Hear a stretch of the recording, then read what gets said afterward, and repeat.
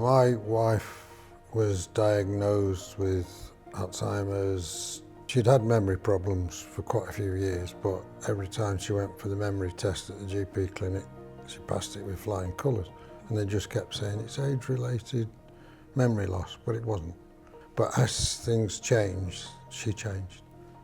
And she could be extremely agitated. And then as things progressed, she became more and more difficult. Do you feel that your wife's agitation was because of a communication barrier?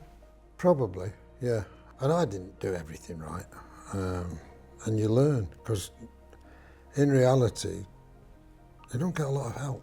When she was diagnosed, a consultant sat there and said there are indications of Alzheimer's and I'll treat you for it. And he didn't quite say it in so many words, but the attitude very much seemed to be, well, you've got it, learn to live with it. Going back to what you said about the consultant, nobody prepared you for the fact that that ability to remain connected with Joan would change? Nothing. It was literally, like I say, it was almost to the extent, well, you've got it, learn to live with it. And I don't remember getting any useful help at all. I was making all sorts of mistakes, because the biggest one was the sundowner syndrome. And she would be at home and she'd say, I want to go home. And I'd say, you're at home. No, I'm not. I'm not at home. This isn't my home. I said, this is home. And then the balloon would go up. And I realised after, that's seen as confrontational, because I was saying, no, you can't. But if you don't know, you don't know. I didn't know. Nobody's told you the way that Alzheimer's disease affects the brain and muddles up all those thought processes. And the other classic mistake I made was a bit later on, when she started not always to recognise me. I'd say, do you know who I am? Fatal, isn't it? I didn't know that. In fact, my daughter said, Dad, my son said, you shouldn't say that, Dad. What you should say is, I'm Tony.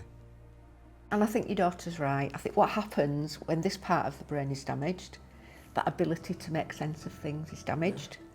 And she clearly knows that you're somebody incredibly precious, but can't necessarily position you just in the right place within the family. Absolutely. You're quite right that lots of families and family carers get it wrong sometimes, but that's okay.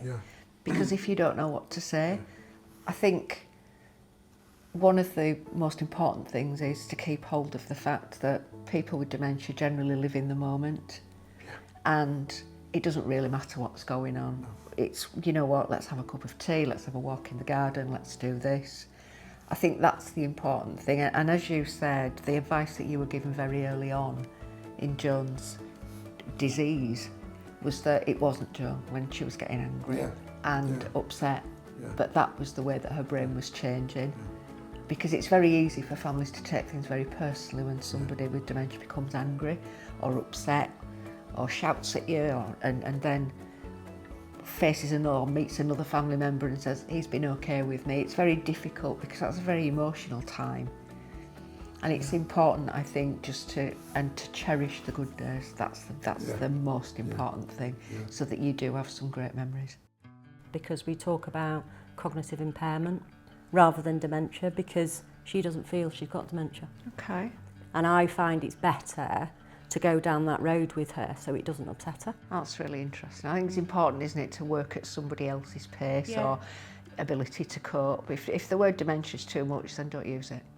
I think you're right. And you know, failing memories sometimes, we all get frayed around the edges sometimes. So if she's not ready to accept that it might be more than that, I think you're right, cognitive impairment sounds just fine. It's like when she gave up driving. We used the cognitive impairment issue as the reason for giving up driving, not that she had dementia.